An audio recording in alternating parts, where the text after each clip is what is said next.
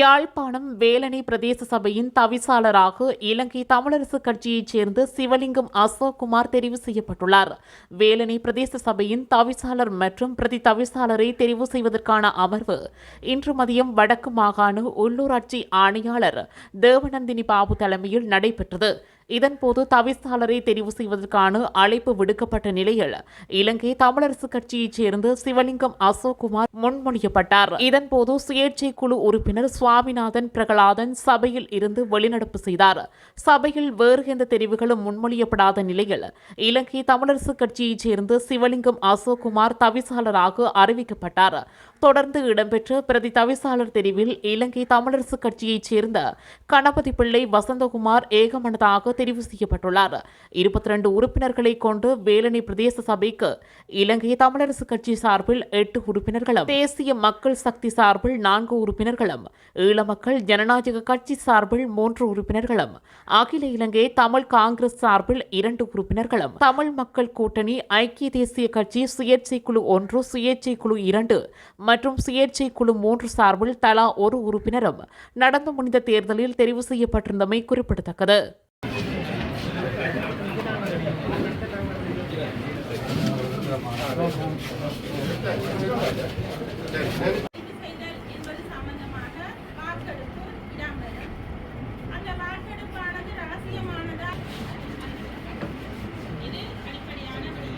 வேலணை பிரதேச சபையினுடைய தவிசாளராக எங்களுடைய இலங்கை தமிழரசு கட்சியினுடைய வேட்பாளர் அசோக் அவர்கள் ஏகமனதாக தெரிவு செய்யப்பட்டிருக்கிறார்.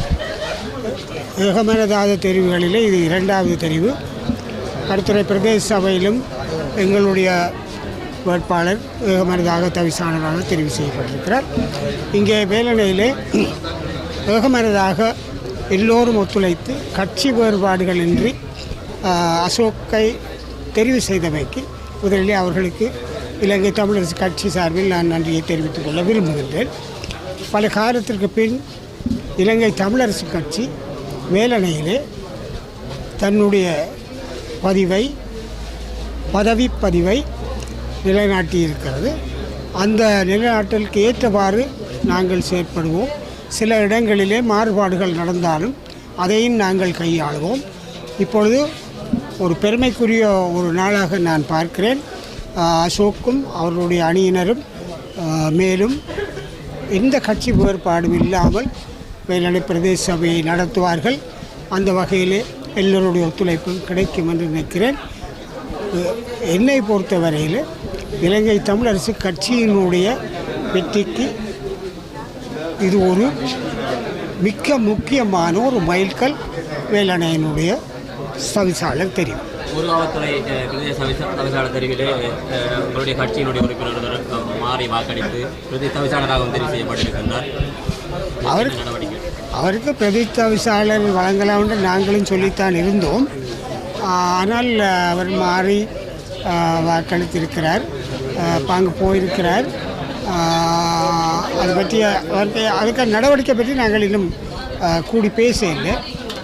அன்றைக்கு பிறகு தான் அதை பற்றி யோசிப்போம். 22 உறுப்பினர்கள் கொண்ட வேலணை பிரதேச சபையிலே 20 உறுப்பினர்களுடைய ஆதரவோடு ஏகமனதாக நான் தவிசாளராக தெரிவு செய்யப்பட்ட இந்த இடத்திலே நான் முதலில் என்னுடைய கட்சிக்கு நான் இலங்கை தமிழரசு கட்சிக்கு நன்றியை தெரிவித்துக் கொள்கின்றேன்.